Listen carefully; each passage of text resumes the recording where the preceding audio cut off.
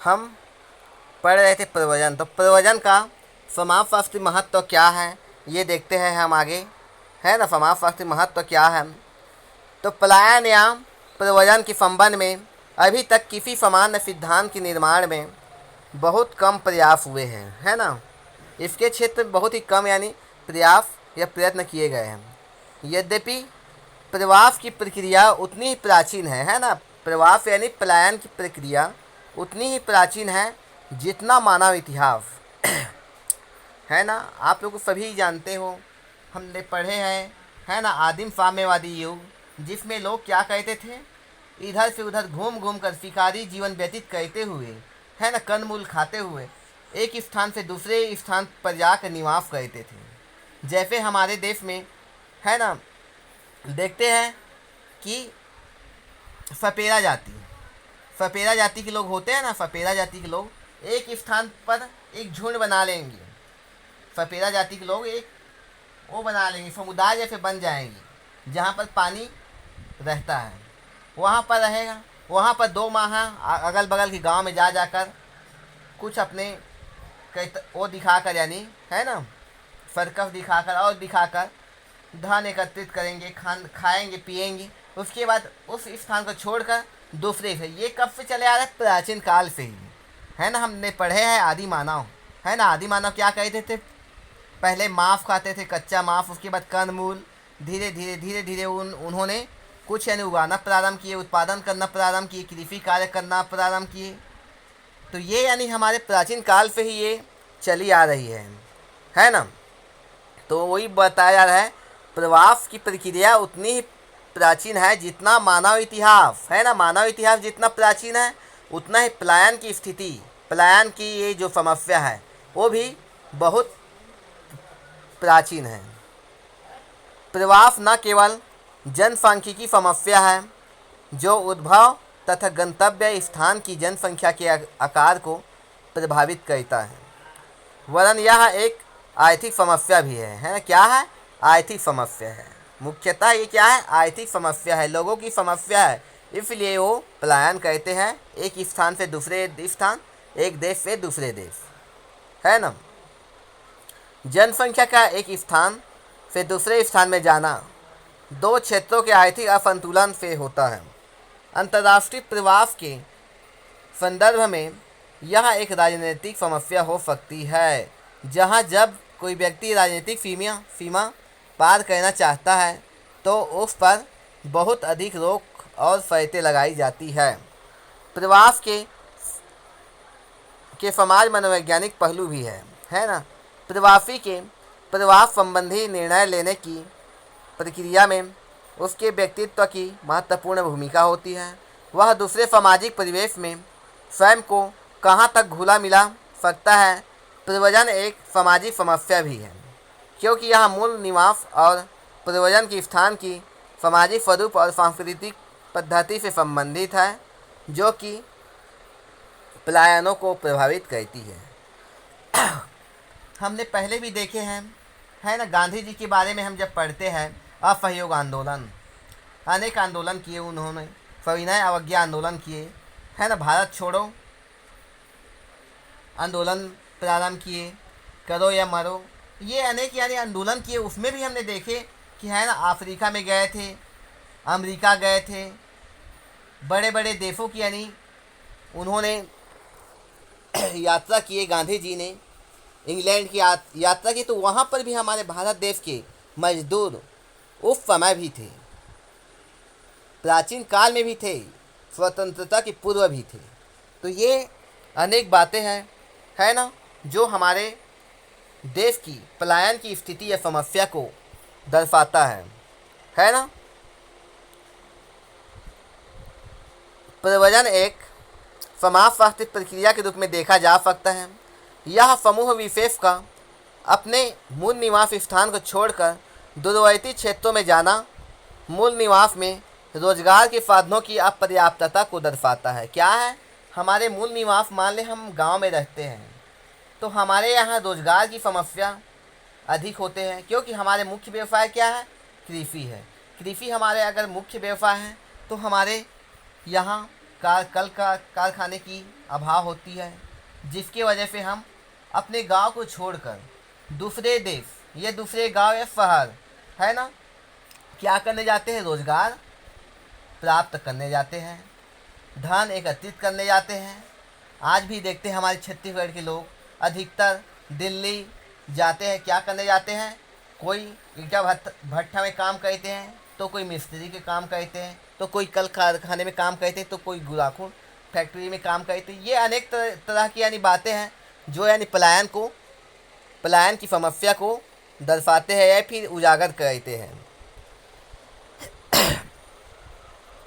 पलायन एक सामाजिक व्यवहार है जो वह समाजशास्त्री शोध की संभावनाएं इसमें अंतर्निहित है। प्रयोजन को इन अर्थों में प्रकार्यात्मक कहा जा सकता है कि यह रोजगार के अवसर उपलब्ध कराता है तथा व्यक्ति व समूहों की सक्रियता को बनाए रखता है। पलायन एक बहुत बड़ी समस्या भी है, समस्या तो है, लेकिन क्या करें, मजबूरी है लोगों को एक स्थान से दूसरे स्थान को जाना, है ना। वो ज़बरदस्ती कुछ करने के लिए नहीं जाते, घूमने के लिए नहीं जाएंगे। कोई भी व्यक्ति घूमने के लिए जाएंगे तो 2-4 दिन के लिए जाएगा, माह के लिए जाएगा और वापस आ जाएगा। लेकिन ये पलायन की स्थिति तब नौबत आती है जब हमारे पास धन की कमी होता है, हमारे पास रोज़गार का कमी होता है। रोज़गार प्राप्त करने के लिए जाते हैं, क्योंकि हमारे ये मौसमी फसल है, हमारे मौसमी फसल है ना, अषाढ़ से चालू होकर कुछ माह तक चलता है, खूब से खूब दिसंबर जनवरी तक जाता है, नवंबर, है ना, दिसंबर तक रहता है ये मौसमी। उसके बाद क्या कहते हैं, हम पूरा बेरोजगार हो जाते हैं। उसके बाद बेरोजगार हो जाते हैं तो क्या करें? बेरोजगार प्राप्त करने के लिए शहर की ओर हम जाते हैं। शहर की ओर अगर अच्छा काम मिल जाते हैं तो हम वहीं पर रहने लगते हैं 6 महीना 7 महीना। उसके बाद फिर आते हैं अपने गांव वापस। तो ये पलायन को निर्धारित करता है आर्थिक समस्या। श्रम शक्ति की इकाई होती है जिस पर समाज के विकास का आधार टिका होता है, पर श्रमिकों का पलायन अनेक समस्याओं को भी जन्म देता है ना। जाने के लिए तो जाते हैं हम लोग, पलायन कहते हैं, लेकिन उससे अनेक समस्या भी उत्पन्न होती है। ये क्या समस्या है ये देख लीजिए। एक और जिस स्थान से श्रमिक प्रवास करता है वहाँ पर श्रम शक्ति की कमी होने के साथ साथ स्थानीय सामाजिक संरचना प्रभावित होती है। आप लोग को पता है हम गांव में निवास करते हैं, हमारा मुख्य व्यवसाय कृषि है। अगर हमारे गांव से या फिर हमारे क्षेत्र से या ग्रामीण क्षेत्र से अधिकांश मात्रा में अगर लोग प्रवास कर रहे हैं शहर की ओर, तो गांव में क्या होगा? हमें मजदूर नहीं मिलेगा, क्योंकि हम ही कृषक है, हम ही मजदूर हैं, तो हमें मजदूर नहीं मिलेगा। लोग 2-4 रहेंगे, वो क्या करेंगे? हमें इतना भुगतान करो तो हम आपके घर में काम करने जाएंगे, है ना। ये एक समस्या है।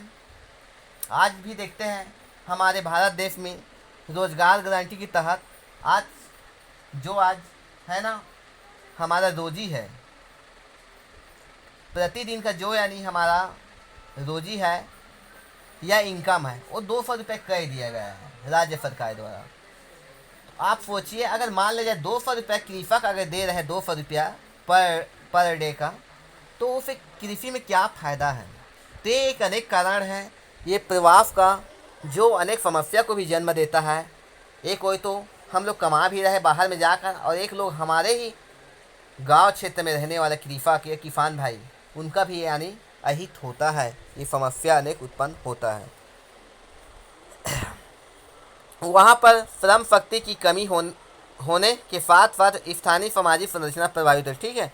वहीं दूसरी ओर जिस स्थान पर प्रवास करता है वहाँ की सामाजिक संरचना को भी प्रभावित करता है। मूल निवास से सामाजिक संबंधों की निरंतरता को बनाए रखने के साथ साथ प्रवास स्थल पर भी समायोजन स्थापित करना कठिन कार्य होता है। प्रवास के फलस्वरूप प्रवासी श्रमिकों के सामाजिक सांस्कृतिक पृष्ठभूमि में परिवर्तन होने के साथ साथ अनेक समस्याओं का भी जन्म होता है ना। पलायन कर रहे हैं हम लोग शहर की ओर, तो वहाँ क्या होगा? गंदी बस्ती का निर्माण होगा। ये निश्चित है कि वहाँ पर गंदी बस्ती का निर्माण होगा, क्योंकि हम जाएंगे तो एकदम बड़े बड़े मकान में तो नहीं रहेंगे तो झोपड़ी बना कर रहेंगे। फिर मान लीजिए कहीं पर यानी है वहाँ पर है जहाँ पर यानी नाली का अच्छा निकास नहीं रहता पानी जाने के लिए, वहीं पर हर कुछ फेंकते हैं, कुछ कहते हैं कचरा वहीं पर रहता। तो ये अनेक समस्या है।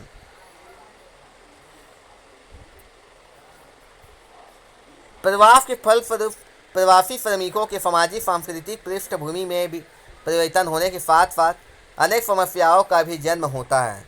प्रवास स्थल में बुरी कार्य दशा में कार्य करना, आवास की अस्वास्थ्यकर दशा के कारण बीमारी व रोगग्रस्तता की स्थिति में कार्य करने की मजबूरी, असुरक्षा का भय।